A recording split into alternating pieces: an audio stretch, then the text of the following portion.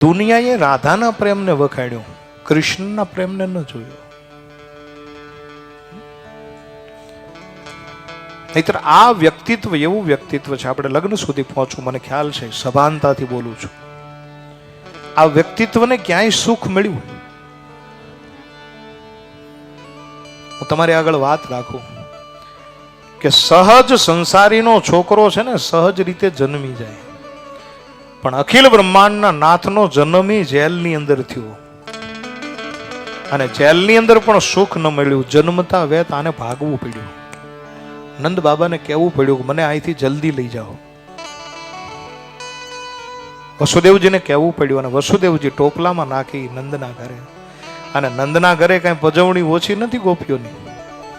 હા, એ કાનોડો ચોરી કરવા જાય અને જો પકડાઈ જાય તો ગોપી એમ કે એક કામ કર, મોરલા જેમ નાચ તો થોડુંક માખણ આપું. આ બિચારો મોરલા જેમ નાચે. વળી એક ગોપી કે કોયલ જેમ બોલતો આપું, તો એક ખાલી માખણની નાની અમથી લોંદી માટે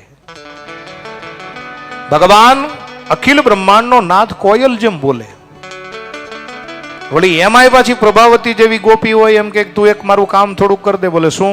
બોલે સામે પાટલો પીડ્યો છે એ લઈ આવ, બાજોઠ પીડ્યો એ લઈ આવ. હવે ભગવાન કૃષ્ણ નાના, એની જેવડો પાટલો લેવા જાય, પીતાંબર હરી જાય, પીતાંબર પાછું હરખું કરવા જાય, પાટલો આ કઈ પજવણી ઓછી છે?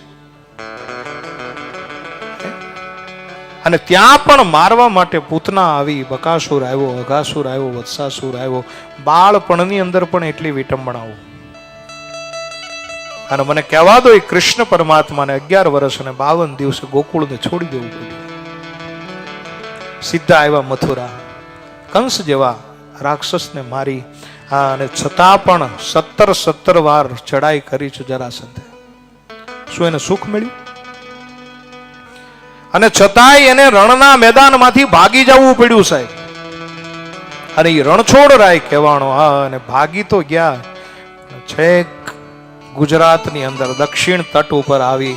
હા, અને દ્વારકાનું નિર્માણ કર્યું. દ્વારકાની અંદર પણ ભગવાન સુખી છે. શાંબ જેવા વ્યક્તિને સ્ત્રીનો સ્વાંગ ફેરાવી. હા, અને સાહેબ બાપુ આપણી ગઈકાલની વાત, દુર્વાસા જેવા ઋષિની આગળ આવી. હા, અને એમ કે આ સ્ત્રી છે, ગર્ભવતી છે, આના પેટમાં શું છે મને કહો. હા, અને દુર્વાસા શ્રાપ આપે કે આમાં દીકરો પણ નથી, આમાં દીકરી પણ નથી, અને આ પોતે પણ કન્યા નથી, આ તમારો યાદવો છે. હા, અને આખી યાદવા સ્થલી રચાઈ ગઈ. ભગવાન પ્રાચીના પીપળે સૂતા શાંતિ લેવા માટે, પણ સાહેબ ત્યાં જરા નામનો પારધી આંબી ગયો. હા, અને એક બાણ ફટકાર્યું અને ભગવાન ક્યાં શાંતિ મળી મને કહો.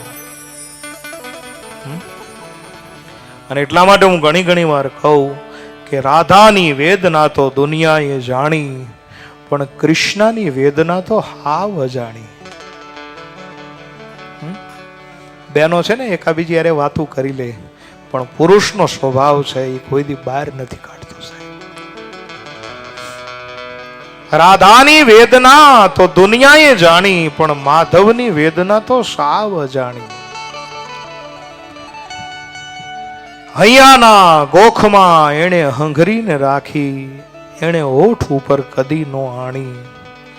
રાધાની વેદના તો દુનિયાએ જાણી. રાધાનો પ્રેમ જાહેર થયો, કૃષ્ણનો પ્રેમ જાહેર ન થયો, કેમ કે પુરુષ પ્રધાન છે.